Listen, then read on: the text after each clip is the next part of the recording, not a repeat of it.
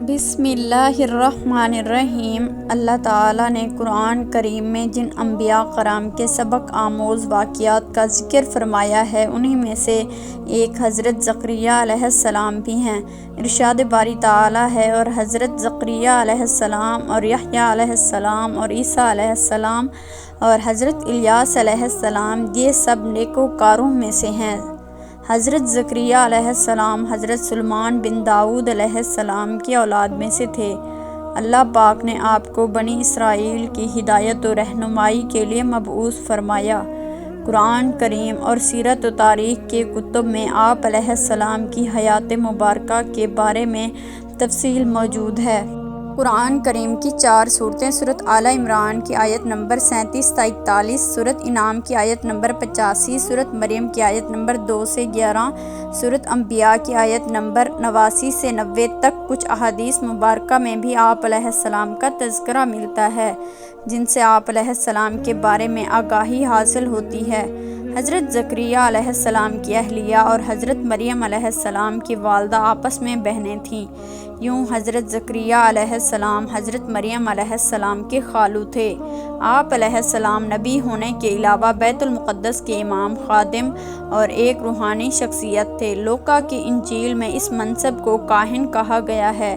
دراصل بنی اسرائیل میں کاہن ایک مذہبی اور روحانی عہدہ تھا، جس کے ذمہ ہیکل سلیمانی اور بیت المقدس کے مذہبی رسومات کو انجام دینا تھا۔ آپ علیہ السلام کے والد کے نام کے بارے میں مفسرین نے مختلف اقوال تحریر کیے ہیں۔ حافظ ابو القاسم ابن عساکر اپنی مشہور کتاب حافل میں فرماتے ہیں کہ آپ علیہ السلام کے والد محترم کا اسم گرامی برقیہ تھا۔ حضرت مریم علیہ السلام بھی آپ ہی کے خاندان میں سے تھیں۔ جب وہ پیدا ہوئی تو ان کو منت کے طور پر ہیکل سلیمانی کی خدمت میں پیش کیا گیا۔ حضرت زکریا علیہ السلام جب مریم علیہ السلام کے حجرے میں جاتے اور کھانے پینے کے لیے بے شمار بے موسمی چیزیں پڑی ہوئی دیکھتے تو آپ علیہ السلام نے ان سے پوچھا کہ یہ کہاں سے آئی ہیں؟ بی بی مریم علیہ السلام نے جواب دیا کہ اللہ پاک جب کسی کو عطا کرتا ہے تو بے شمار رزق عطا فرماتا ہے۔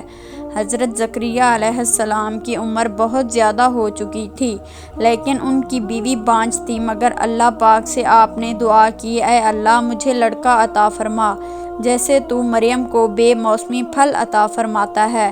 اللہ پاک نے آپ علیہ السلام کی دعا کو قبول کیا اور آپ کو ایک بیٹا عطا کیا، جس کا نام آپ علیہ السلام نے حضرت یحییٰ رکھا۔ آپ علیہ السلام کا پیشہ بڑھئی تھا۔ اسرائیل کے لوگوں نے آپ علیہ السلام کو شہید کیا۔ آپ کی شہادت کا واقعہ اپنے بیٹے کی شہادت سے جڑا ہے۔ واقعہ کچھ اس طرح ہے کہ اللہ پاک نے حضرت زکریا علیہ السلام کو بڑھاپے میں ایک لڑکے سے نوازا۔ ان کا نام اللہ کے حکم سے آپ علیہ السلام نے یحییٰ علیہ السلام رکھا۔ وہ بھی اللہ کے پاک پیغمبر بنے۔ وہ بڑے نیکوکاروں پیغمبروں میں سے تھے۔ آپ علیہ السلام کی قبر شام میں الیہ میں ہے۔ حضرت یحییٰ علیہ السلام کے زمانے میں ایک بادشاہ تھا جس کی بیوی بہت ہی بوڑھی ہو گئی تھی۔ اس بڑھیا کی پہلے خاندان سے ایک جوان لڑکی تھی۔ اس بڑھیا کو یہ ڈر پیدا ہو گیا کہ کہیں ایسا نہ ہو بادشاہ کسی اور عورت سے جا کر شادی کر لے اور میری سلطنت جاتی رہے۔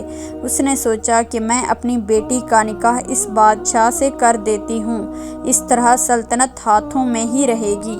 ایک دن اس نے حضرت یحییٰ علیہ السلام سے پوچھا، کیا میں یہ کر سکتی ہوں؟ حضرت یحییٰ علیہ السلام نے فرمایا، یہ نکاح جائز نہیں بلکہ گناہ اور حرام ہے۔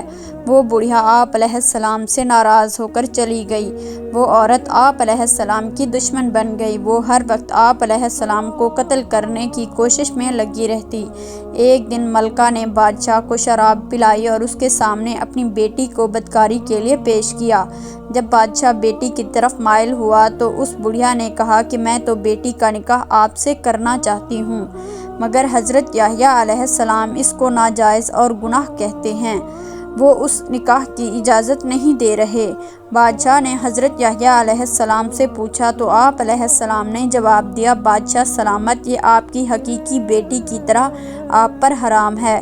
بادشاہ نے جلاد سے حضرت یحییٰ علیہ السلام کو شہید کروا دیا۔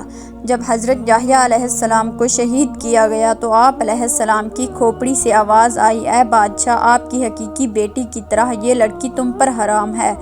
جب حضرت یحییٰ علیہ السلام کو شہید کیا گیا تو ان کے والد جو کہ نبی تھے، حضرت زکریا علیہ السلام، بہت ہی بوڑھے تھے۔ بنی اسرائیل میں زکریا علیہ السلام کے 2 انبیاء گزرے ہیں، ایک کا ذکر قرآن پاک میں آیا ہے اور دوسرے کا ذکر قرآن پاک میں نہیں آیا۔ یہ وہ زکریا علیہ السلام ہیں جو حضرت یحییٰ علیہ السلام کے والد تھے۔ قرآن پاک میں صرف ان کا ہی ذکر کیا گیا ہے۔ یہ حضرت مریم علیہ السلام کے خالو اور حضرت عیسیٰ علیہ السلام کے زمانے کے نبی تھے۔ روایات کے مطابق جب بنی اسرائیل کے لوگوں نے حضرت یحییٰ علیہ السلام کو قتل کیا تو ان کے بعد ان کا ارادہ تھا کہ وہ حضرت زکریا علیہ السلام کو بھی شہید کر دیں گے۔ جب حضرت زکریا علیہ السلام وہاں سے بھاگے تو راستے میں ان کو ایک درخت نظر آیا تو انہوں نے اس درخت سے پناہ مانگی، وہ درخت پھٹ گیا۔ جب آپ علیہ السلام درخت کے اندر داخل ہوئے تو آپ علیہ السلام کا دامن تھوڑا سا باہر رہ گیا۔ شیطان نے ان لوگوں کو کہا کہ حضرت زکریا علیہ السلام اس درخت کے اندر موجود ہیں۔